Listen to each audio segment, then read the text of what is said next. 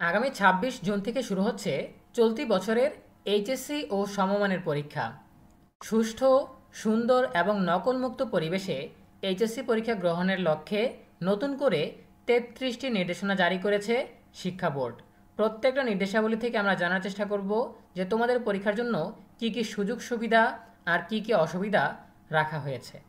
বিস্তারিত জানার আগে সবার কাছে ছোট্ট একটা রিকোয়েস্ট করছি, যারা এখনও আমাদের চ্যানেলটিকে সাবস্ক্রাইব করনি তারা এখনই সাবস্ক্রাইব করে রাখো, তাহলে শিক্ষা সম্পর্কিত সকল তথ্য এবং পরামর্শ সবার আগে পেয়ে যাবে।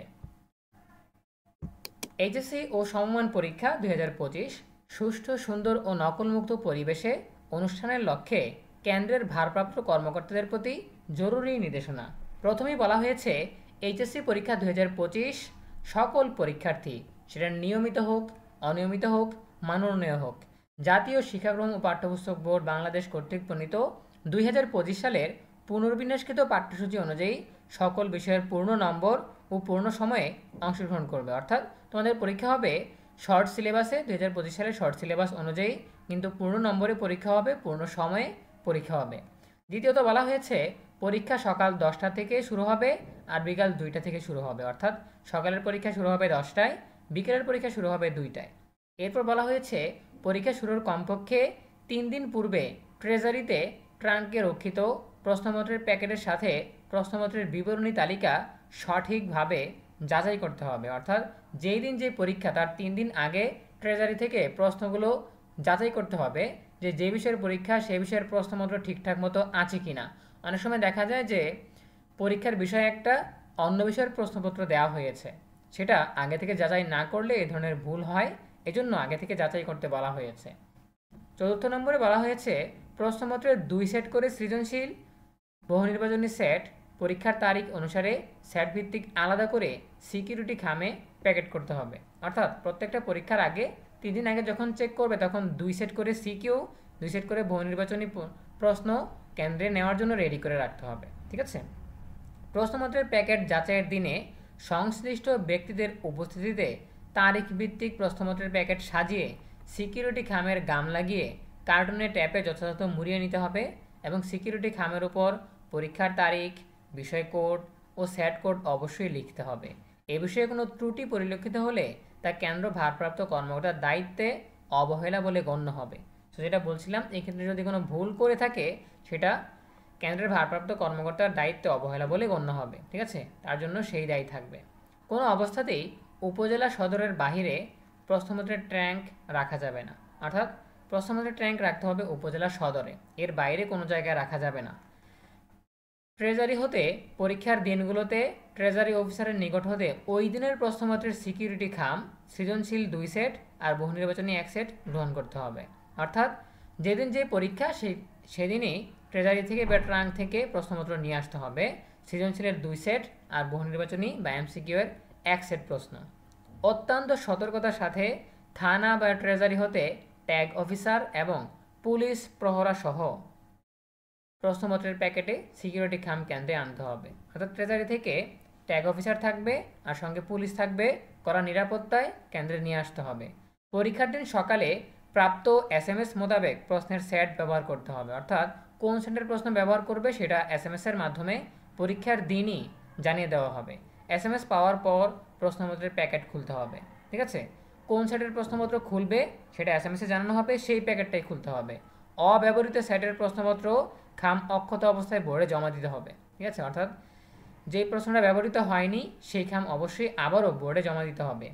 পরীক্ষার্থীকে অবশ্যই প্রবেশপত্র ও রেজিস্ট্রেশন কার্ডে উল্লেখিত বিষয়ে পরীক্ষা দিতে হবে। অর্থাৎ তোমাদের অ্যাডমিট কার্ডের রেজিস্ট্রেশন কার্ডে যেই বিষয়ে লেখা আছে, তোমার গ্রুপের বিষয়, তোমার অপশনাল বিষয়, সেই বিষয়ে তোমাকে পরীক্ষায় অংশ নিতে হবে। ভারপ্রাপ্ত কর্মকর্তা ব্যতীত অন্য কেউ মোবাইল ফোন বা ইলেকট্রনিক ডিভাইস নিয়ে কেন্দ্রে প্রবেশ করতে পারবে না।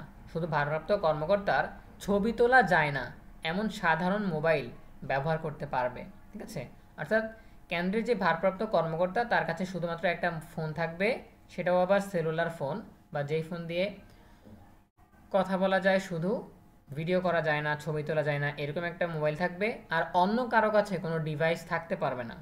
প্রতি ২০ জন পরীক্ষার্থীর জন্য একজন কক্ষ পরিদর্শক পরীক্ষা কেন্দ্রে দায়িত্ব পালন করবেন। অর্থাৎ একটা রুমে যদি 20 জন শিক্ষার্থী থাকে সেই ক্ষেত্রে কক্ষ পরিদর্শক থাকবে একজন। এরপর যদি 40 জন থাকে তাহলে 2 জন। এরপর যদি 60 জন থাকে 3 জন, যদি 80 জন থাকে 4 জন, যদি 100 জন থাকে 5 জন। এই হারে দায়িত্ব পালন করবে। তবে প্রতিটি কক্ষে কমপক্ষে 2 জন করে দায়িত্ব পালন করতে হবে। ঠিক আছে, 20 জনের কম হোক, তারপরেও 2 জন কমপক্ষে থাকবে। পরীক্ষার কমপক্ষে 3 ফুট দূরত্ব বজায় রেখে পরীক্ষার্থীর আসন ব্যবস্থা করতে হবে। অর্থাৎ একজন পরীক্ষার্থী থেকে অন্য পরীক্ষার্থীর কমপক্ষে 3 ফুট দূরত্ব বজায় রেখে আসন বিন্যাস করতে হবে। এরপর পরীক্ষা শুরুর 30 মিনিট পূর্বে পরীক্ষার্থীকে পরীক্ষার কক্ষে অবশ্যই প্রবেশ করানোর ব্যবস্থা করতে হবে। এ সময়ের পর কোনো পরীক্ষার্থী আসলে ভারপ্রাপ্ত কর্মকর্তার বিশেষ বিবেচনায় রেজিস্ট্রার খাতায় রোল নম্বর, অন্যান্য তথ্য লিপিবদ্ধ করে কেন্দ্রে প্রবেশের অনুমতি দিতে পারবেন। পরীক্ষা শেষে বোর্ডের রেজিস্ট্রার খাতাটি জমা দিতে হবে। অর্থাৎ 30 মিনিটের আগেই সকল শিক্ষার্থীরা কেন্দ্রে প্রবেশ করবে। কেউ যদি 30 মিনিটের পর প্রবেশ করতে চায়, তার রোল নম্বর এবং অন্যান্য তথ্য রেজিস্টার খাতায় লেখা থাকবে, আর সেই তথ্যগুলো কিন্তু বোর্ডে পাঠাতে হবে।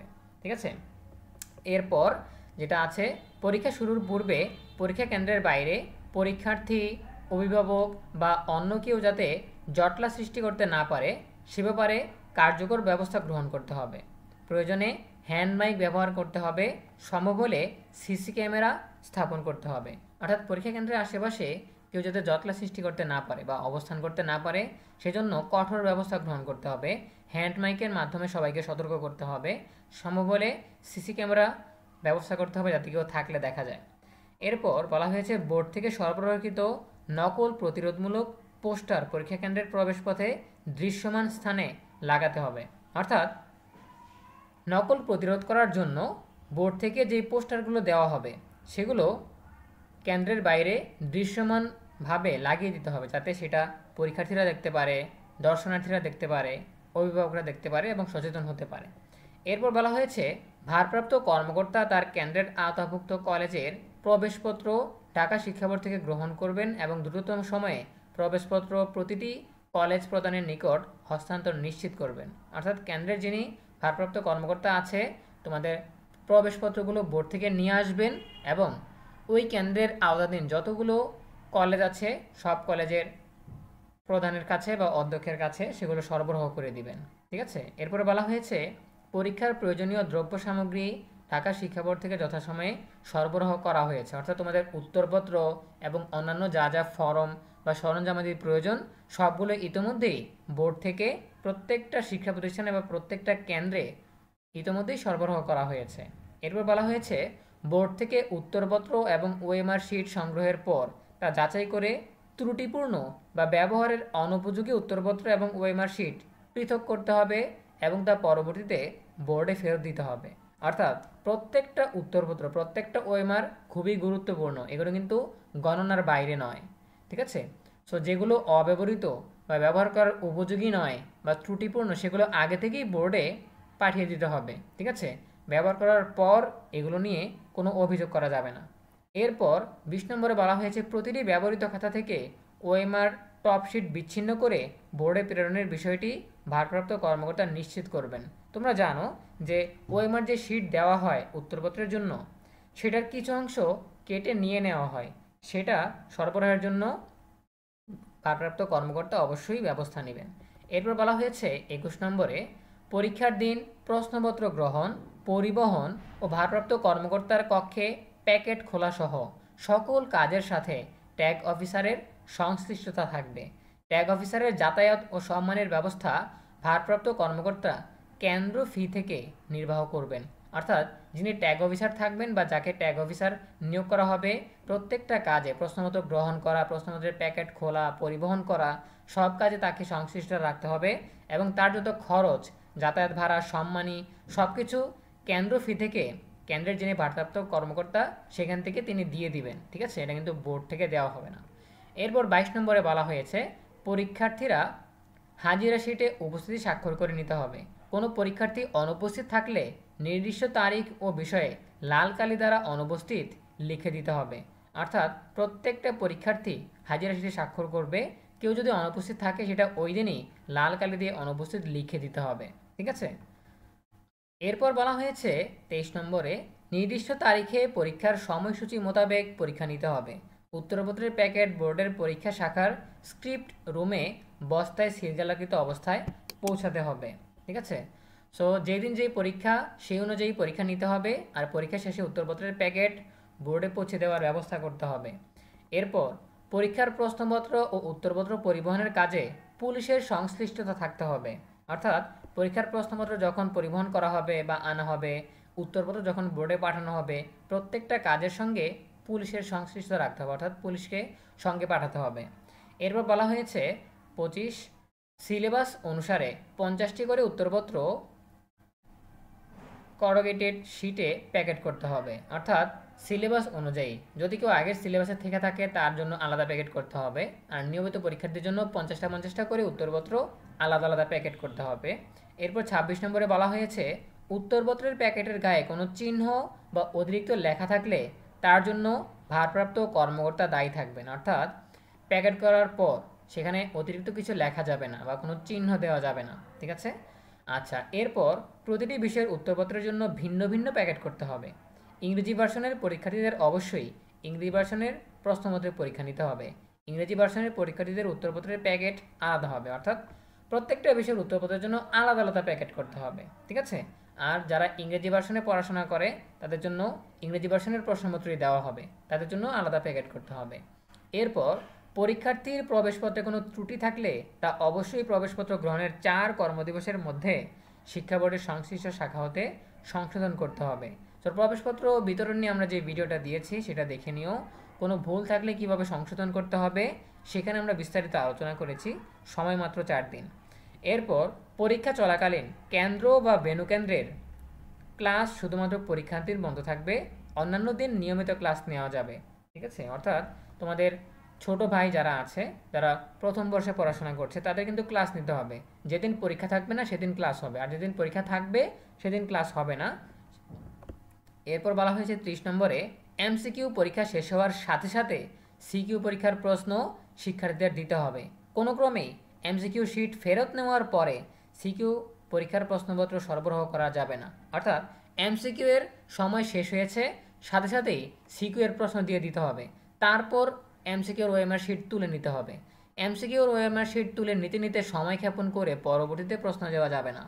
ঠিক আছে, এরপর বলা হয়েছে 31 নম্বরে পরীক্ষার হলে শুধুমাত্র অ্যানালগ কাঁটাযুক্ত ঘড়ি ব্যবহার করা যাবে। অর্থাৎ কোনো ডিজিটাল ঘড়ি, কোনো স্মার্ট ঘড়ি ব্যবহার করা যাবে না, শুধুমাত্র কাঁটাযুক্ত অ্যানালগ বা পুরনো মডেলের যে ঘড়িগুলো আছে সেইগুলো ব্যবহার করা যাবে।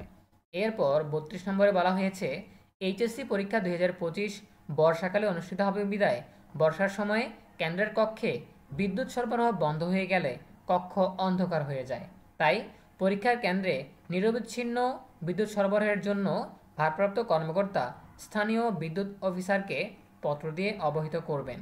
অর্থাৎ বর্ষাকালে বিভিন্ন কারণে যখন আবহাওয়া একটু খারাপ হয়ে যায় তখন কিন্তু বিদ্যুৎ সংযোগ বন্ধ করে রাখা হয় বা লোডশেডিং চলে আসে, সেই কারণে কেন্দ্রের প্রতিটা কক্ষে অন্ধকার হয়ে যায়, পরীক্ষা দিতে অসুবিধা হয়। এই জন্য কেন্দ্র যে ভারপ্রাপ্ত কর্মকর্তা আছেন তিনি স্থানীয় বিদ্যুৎ অফিসারকে অবশ্যই পত্র দিয়ে রাখবেন যে পরীক্ষার সময়টুকুতে যাতে নিরবিচ্ছিন্ন বিদ্যুৎ সরবরাহ রাখা হয়, কোন দিন কোন পরীক্ষা কয়টা থেকে কয়টা পর্যন্ত সে বিষয়ে অবহিত করবেন। 33 নম্বর বা সর্বশেষ বলা হয়েছে অনলাইনে তথ্য সরবরাহের ক্ষেত্রে সতর্কতা অবলম্বন করতে হবে। অর্থাৎ তোমাদের যে ডেটাগুলো সেগুলো অনলাইনে প্রত্যেক দিন ইনপুট দেওয়া হবে, যে কতজন পরীক্ষার্থী ছিল, কতজন অনুপস্থিত ছিল, কতজন বহিষ্কার করা হয়েছে, এই তথ্যগুলো সতর্কতার সাথে অনলাইনে আপডেট করতে হবে।